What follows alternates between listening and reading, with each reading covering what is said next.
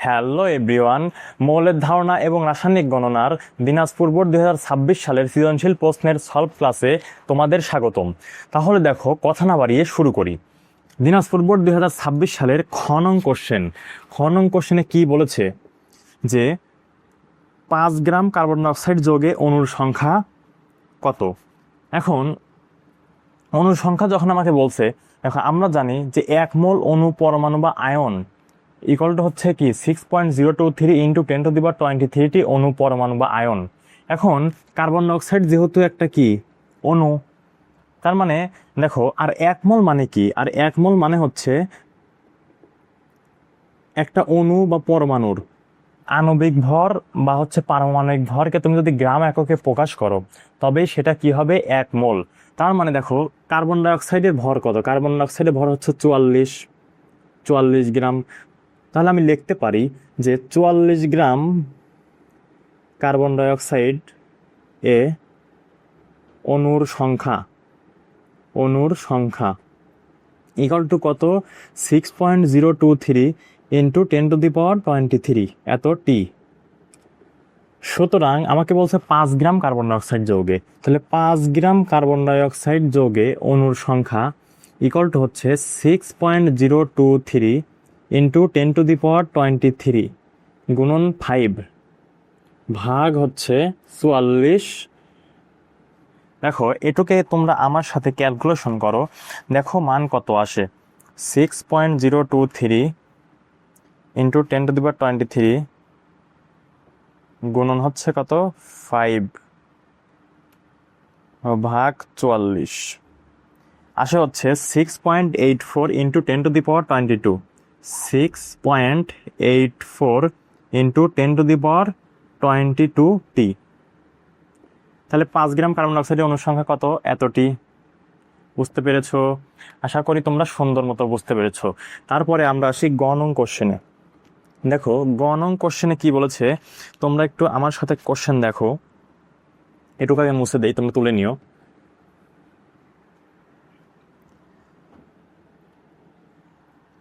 উদ্দীপকে 1 নং বিক্রিয়ার উৎপাদটি শতকরা পরিমাণ হিসাব করো। উদ্দীপকে 1 নং বিক্রিয়ার যে উৎপাদ, সেই উৎপাদের কি করব? শতকরা পরিমাণ হিসাব করব। তাহলে দেখি যে গ-নং লেখি এটা, যে এখানে দেখো 1 নং বিক্রিয়াতে এখানে আমাদের একটা সমীকরণ দেওয়া আছে, বিক্রিয়ার সমীকরণ। তা হচ্ছে কি 4 মোল অ্যালুমিনিয়াম যোগ হচ্ছে 3 মোল অক্সিজেন বিক্রিয়া করে কি উৎপন্ন হয়েছে? 2 মোল Al2O3।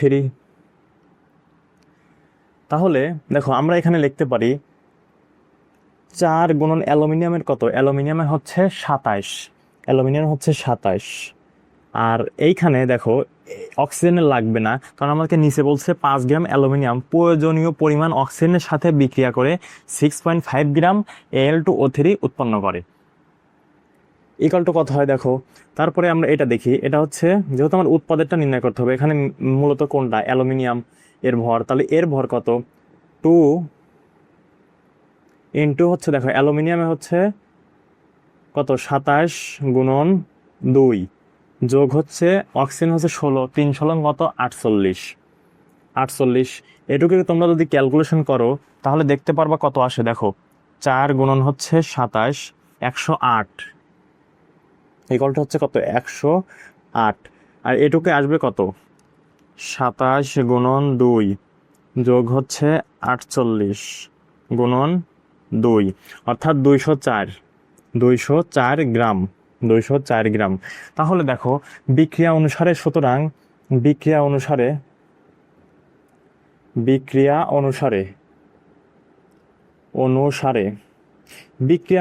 আমরা কি লিখতে পারি যে 108 গ্রাম অ্যালুমিনিয়াম থেকে 108 গ্রাম অ্যালুমিনিয়াম থেকে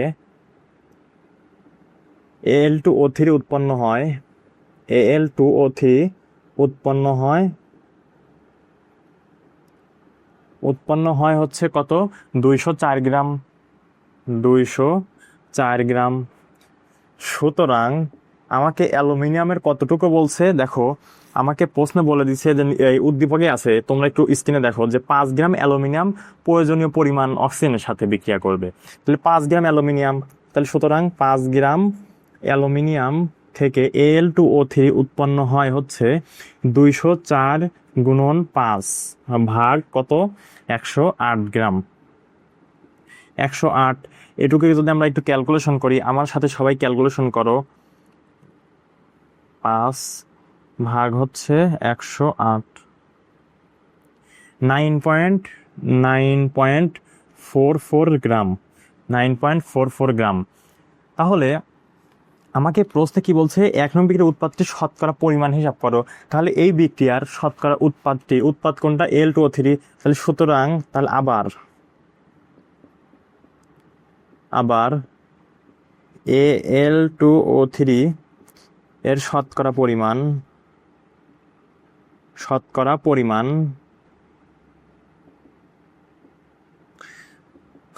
পরিমাণ হচ্ছে কি হবে আমাদের, এই নিচে কি দেবো আমরা শতকরা পরিমাণের ক্ষেত্রে জানি যে নিচে দেবো হচ্ছে বিক্রিয়া থেকে যে আমরা হচ্ছে এই যে রাসায়নিক বিক্রিয়া থেকে যে পরিমাণটা পাইছি, অর্থাৎ তাত্ত্বিকভাবে যে মানটা পেয়েছি সেটা কত, 9.44 গ্রাম। নিচে থাকবে হচ্ছে 9.44 গ্রাম।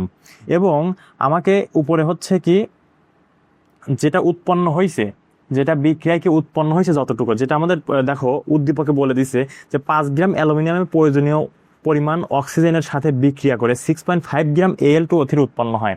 তার মানে এখানে মূলত উৎপন্ন হয়েছে কতটুকু, 6.5 গ্রাম উৎপন্ন হয়েছে। তার মানে উপরে আমরা কি দেব, উপরে আমরা দেব হচ্ছে বিক্রিয়া করে যেটা আমরা পাইছি সেইটা, মূল উৎপাদটা। তাহলে 6.5 গ্রাম, দেখো 6.5 গ্রাম ইকুয়াল টু, এটুকু যদি তোমরা ক্যালকুলেশন করো, গুণন হচ্ছে কত হবে, 100%। তাহলে দেখো 6.5 ভাগ হচ্ছে গুণন হচ্ছে 100, তাহলে আমাদের আসে হচ্ছে কত, আবার একটু ক্যালকুলেশন করি, 6.5 ভাগ হচ্ছে 9.44 গুণন 100%, তাহলে হচ্ছে 68.85%। এত পার্সেন্ট কি হলো, শতকরা পরিমাণ। তাহলে সুতরাং 68.85% কি, Al2O3 অর্থাৎ উৎপাদ। আর শতকরা পরিমাণ কত, তাহলে 1 নং বিক্রিয়ার উৎপাদটি শতকরা পরিমাণ কত, 68.85%। বুঝতে পেরেছো? আশা করি এটুকু তোমরা সুন্দর মতো বুঝতে পেরেছো। তাহলে তুলে নাও বা স্ক্রিনশট দিয়ে রাখো। এখন আমি মুছে দেব, ঘ নং কোশ্চেনে আমরা আসি। ক্লিয়ার?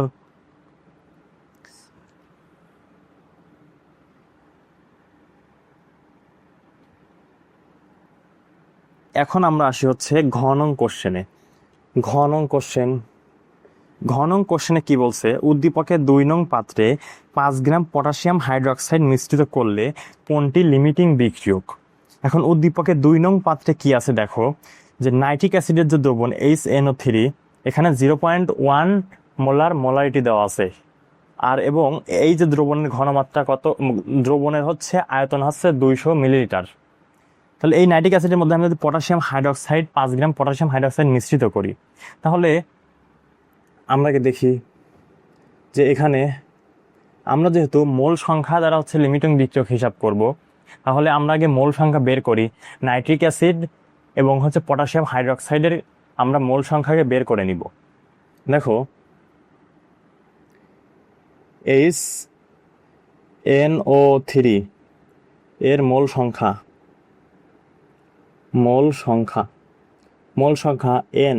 n ইকুয়াল টু, দেখো নাইট্রিক অ্যাসিডের ক্ষেত্রে এখানে আমাদের কি কি দিয়ে দিছে, বললাম 0.1 মোল হচ্ছে কি মোলারিটি দেওয়া আছে, এত মোলার। S ইকুয়াল টু কত, 0.1 মোলার। এবং ভি আয়তন দেওয়া আছে কি, আয়তন দেওয়া আছে 200 মিলিলিটার। তার মানে এখানে আমি মোল সংখ্যা খুব সহজে বের করতে পারি। n equal to VS, V কত, ভি হচ্ছে 200। এটাকে আমাকে কি করতে হবে, লিটার এককে নিতে হবে। তুমি যদি একে 1000 দ্বারা ভাগ করো, আমাদের মান আসবে হচ্ছে 0.2 লিটার। ক্লিয়ার? তাহলে 0.2 গুণন হচ্ছে 0.1, তাহলে আমাদের মান কত আসবে? 0.02, এত মোল, এত মোল। তারপরে দেখো আমরা তারপরে বের করব হচ্ছে পটাশিয়াম হাইড্রোক্সাইডের মোল সংখ্যা। পটাশিয়াম হাইড্রোক্সাইড এর মোল সংখ্যা, মোল সংখ্যা দেখো পটাশিয়াম হাইড্রোক্সাইডের ক্ষেত্রে কি কি দেওয়া আছে? পটাশিয়াম হাইড্রোক্সাইডের ক্ষেত্রে দেওয়া আছে 5 গ্রাম পটাশিয়াম হাইড্রোক্সাইড। তাহলে আমাদের ডাব্লুর মান দেওয়া আছে কত? 5 গ্রাম, 5 গ্রাম। এবং পটাশিয়াম হাইড্রোক্সাইডের যে আণবিক ভর সেটা যদি আমি জানি যে এমটা কত, পটাশিয়ামের হচ্ছে 39 যোগ অক্সিজেনের কত, অক্সিজেনের হচ্ছে 16 যোগ হচ্ছে হাইড্রোজেনের 1, তাহলে 39 যোগ 16 যোগ হচ্ছে 1, আমাদের আসে হচ্ছে 56। আণবিক ভর কত আসে? 56। তাহলে এন ইকাল টু আমরা কি জানি? ডাব্লু ভাগ হচ্ছে এম। ডাব্লুটা কত? 5 এবং এমটা হচ্ছে কত? 56। তাহলে আমি যদি ক্যালকুলেশন করি 5 ভাগ হচ্ছে 56, আমাদের মান আসে হচ্ছে কত? 0.089 মোল। এখন আমরা উদ্দীপকে যে বলছে যে হচ্ছে নাইট্রিক অ্যাসিডের মধ্যে পটাশিয়াম হাইড্রোক্সাইড মিশ্রিত করতে, তাহলে আমরা দেখি একটু মিশ্রিত করি। সুতরাং পটাশিয়াম হাইড্রোক্সাইডকে নাইট্রিক অ্যাসিডের সাথে HNO3 এর সাথে পটাশিয়াম হাইড্রোক্সাইড বিক্রিয়া করে দেখো আমরা একটু বিক্রিয়াটা করি যে NO3 যোগ হচ্ছে পটাশিয়াম হাইড্রোক্সাইড, এই পাশে এসে কি হচ্ছে? এবারে হচ্ছে এখানে আছে পটাশিয়াম নাইট্রেট যোগ হচ্ছে পানি উৎপন্ন হবে। তাহলে দেখো এখানে আমরা লিখতে পারি যে নাইট্রিক অ্যাসিড কত আছে? 1 মোল, এবং পটাশিয়াম হাইড্রোক্সাইড কতটুকু আছে? এটাও আছে 1 মোল। এখন যদি আমরা লিখি যে 1 মোল পটাশিয়াম হাইড্রোক্সাইড এর জন্য প্রয়োজন,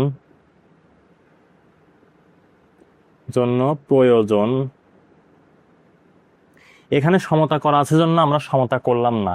সমতা কি? যে বিক্রিয়কের পরমাণুর সংখ্যা এবং উৎপাদের পরমাণুর সংখ্যা কি? সমান। এখানে সমান আছে জন্য আমাদের নতুনভাবে সমতা করতে হলো না। এর জন্য প্রয়োজন হচ্ছে 1 মোল HNO3 নাইট্রিক অ্যাসিড, HNO3। তাহলে সুতরাং পটাশিয়াম মূলত কতটুকু আছে? পটাশিয়াম এখানে আছে 0.089 মোল।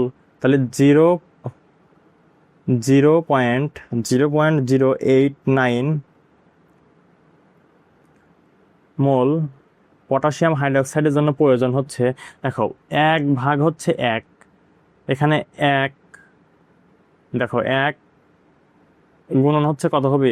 0.089 ভাগ হচ্ছে 1ই হয়। তাহলে এই জিনিসটাকে আমি সরাসরি লিখলাম হচ্ছে কত?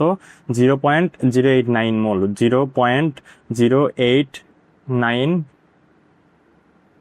মোল HNO3। তাহলে দেখো ভাইয়া আমার তাহলে পটাশিয়াম হাইড্রোক্সাইড অর্থাৎ 0.089 মোল পটাশিয়াম হাইড্রোক্সাইডের জন্য প্রয়োজন হচ্ছে 0.89 মোল নাইট্রিক অ্যাসিড প্রয়োজন। কিন্তু আমাদের দেখো এখানে নাইট্রিক অ্যাসিড আছে কতটুকু? নাইট্রিক অ্যাসিড আছে হচ্ছে 0.02 মোল। তাহলে আমরা এখানে লিখতে পারি যে সুতরাং আমাদের, তোমরা একটু লিখো যে সুতরাং আমাদের 0.089 মোল পটাশিয়াম হাইড্রোক্সাইডের জন্য প্রয়োজন 0.089 মোল নাইট্রিক অ্যাসিড। কিন্তু আমাদের নাইট্রিক অ্যাসিডের মোল সংখ্যা হচ্ছে কত? আছে 0.02 মোল। তার মানে কি 0.089 এর পরিমাণ বেশি, অর্থাৎ লাগবে আমাদের কত? 0.089 মোল, কিন্তু আমাদের আছে কত? 0.02 মোল। তার মানে কম আছে। আর যেটা কম আছে, যার পরিমাণ কম আছে সেই তো শেষ হয়ে যাবে। তার মানে এখানে হচ্ছে নাইট্রিক অ্যাসিডটা কি? এখানে নাইট্রিক অ্যাসিডটা হচ্ছে লিমিটিং বিক্রিয়ক। ক্লিয়ার? এই কথাটুকু তোমরা একটু লিখে দিবা। আশা করি তোমরা সুন্দর মতো বুঝতে পেরেছো। এতটুকু তোমরা তুলে নাও। আজকের মতো এতটুকুই থাকলো।